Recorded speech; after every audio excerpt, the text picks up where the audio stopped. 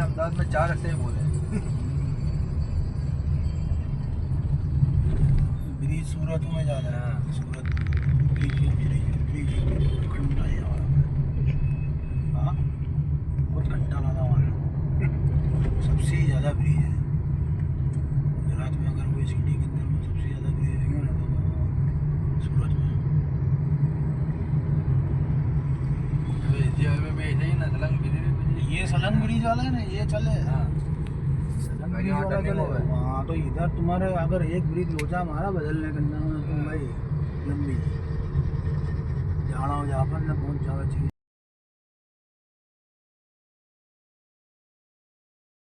નમસ્કાર મિત્રો, હું અનિલ પટેલ, સેવા પરમો ધર્મ ગ્રુપ વતી.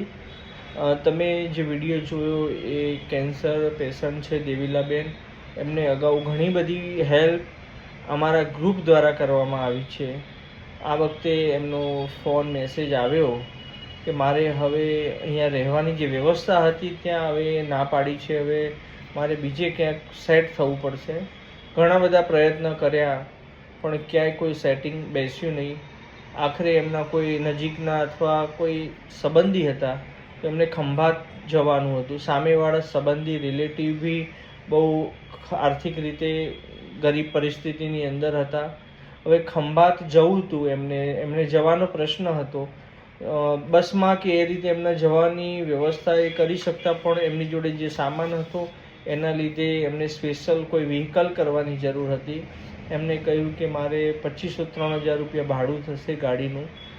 હંમેશા મારા સેવા પરમો ધર્મ ગ્રુપના મિત્રો હંમેશા જ્યારે કોઈ નાની મોટી જરૂરિયાત ઊભી થઈ છે ત્યારે ખડે પગે રહ્યા છે અને એમના સપોર્ટથી અમે એમને ભાડું ચૂકવ્યું અને એમને અહીંયા અમદાવાદથી ખંભાત એમના જે રિલેટિવ છે ત્યાં જવાની વ્યવસ્થામાં સાથ સહકાર પૂરો પાડ્યો. બસ આવી જ રીતે સપોર્ટ માટે વધારે આશા નથી રાખતા મિત્રો. તમે આ વિડીયો ચોક્કસ શેર કરશો જેનાથી અમને ખરેખર ઉત્સાહ વધશે, પ્રોત્સાહન મળશે. અને અમારા વિડીયો તમને કેવા લાગે છે કોમેન્ટ દ્વારા ચોક્કસ જણાવજો. તમને બી એવું કોઈ લાગે નાની મોટી હેલ્પ અમારાથી શક્ય અમે પ્રયત્ન કરશું. બસ એ જ આશા સાથે ચોક્કસ આ વિડીયો શેર કરશો.